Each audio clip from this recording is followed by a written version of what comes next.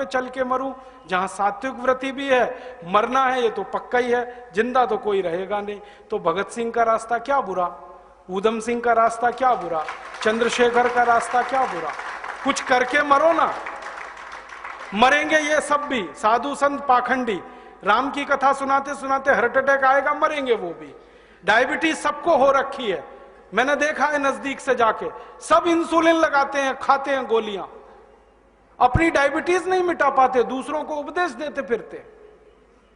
Blood pressure सबको बढ़ा हुआ है, क्योंकि ये जो काला धन है ना, इसका हिसाब किताब करने में बीपी ही बढ़ने वाला है। सब बीपी की गोलियां खाते हैं, सब डायबिटीज के लिए शिकार हैं, तो दूसरों को उपदेश देंगे तो मैं भी लग जाऊं, वो एक रास्ता है। एक रास्ता भगत सिंह, ऊधम सिंह, चंद्रशेखर का भी है। मौत तो दोनों में ही आने वाली है, बस अंतर इतना है, एक मौत ऐसी आएगी जिसको देश और समाज जिंदगी भर याद रखेगा, और एक मौत ऐसी आएगी कोई पूछेगा नहीं।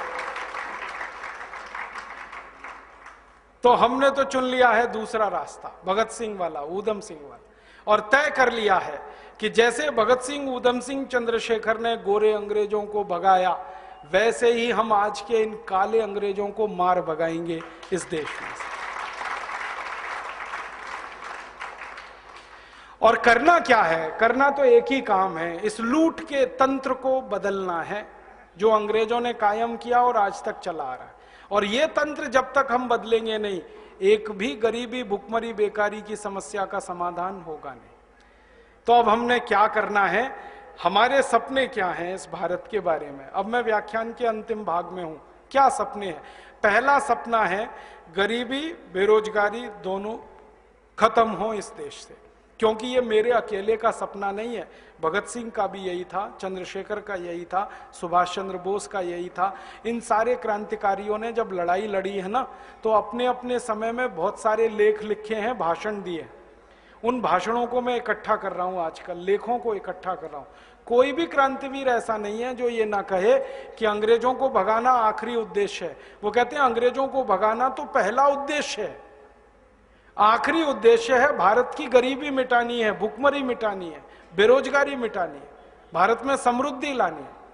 सब क्रांतिकारी यही कहते हैं, उनका भी यही सपना है, हमारा भी यही सपना है कि भारत की गरीबी, भुखमरी, बेकारी दूर हो। अब इसको दूर करने के लिए पैसे चाहिए, वो कहां से आएंगे? तो एक तो रास्ता है कि और ज्यादा टैक्स लगाओ, पैसे लाओ। ज्यादा टैक्स लगा के गरीबी ही आती है, समृद्धि नहीं आती। दुनिया में सबसे महान अर्थशास्त्री चाणक्य ने कहा कि जिस राज्य की प्रजा ज्यादा से ज्यादा टैक्स भरती है, उस राज्य के लोग भिखारी हो जाते हैं। इसलिए टैक्स तो कम से कम ही होना चाहिए। तो ज्यादा टैक्स लगा के पैसे लाना, ये तो मूर्खता का काम है। तो फिर पैसे कहां से लाएं विकास करने के लिए? तो हमने लक्ष्य तय किया है कि नेताओं ने जो लूट कर काला धन विदेशों में जमा किया है, इसको वापस लाकर इससे विकास करना है देश का। और ये लूट का धन 258 लाख करोड़ है, कोई मामूली रकम नहीं है। इसको वापस लाके विकास करना है।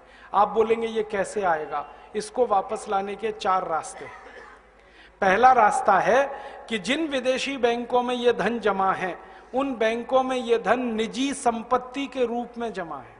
व्यक्तिगत संपत्ति, किसी नेता की, किसी अधिकारी की व्यक्तिगत संपत्ति, निजी संपत्ति।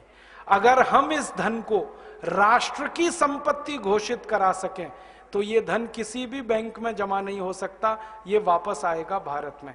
क्योंकि अंतर्राष्ट्रीय बैंकिंग व्यवस्था का एक नियम है, किसी भी देश की राष्ट्रीय संपत्ति उसी देश में जमा होती है, वो जिस देश की होती है, दूसरे देश में जमा नहीं हो सकती।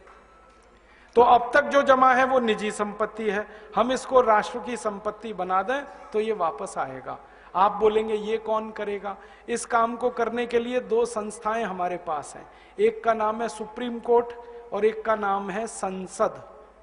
सुप्रीम कोर्ट की ताकत है कि वो किसी भी संपत्ति को राष्ट्रीय संपत्ति घोषित कर सकता है। और सुप्रीम कोर्ट ने एक बार ऐसा किया था, यूरिया घोटाला हुआ जब नरसिम्हा राव के जमाने में, तो 133 करोड़ रुपए चला गया था देश के बाहर। सुप्रीम कोर्ट ने उसको राष्ट्रीय संपत्ति घोषित करके वापस मंगा लिया और स्विस बैंक से वो 133 करोड़ रुपए वापस आ गया। और पता है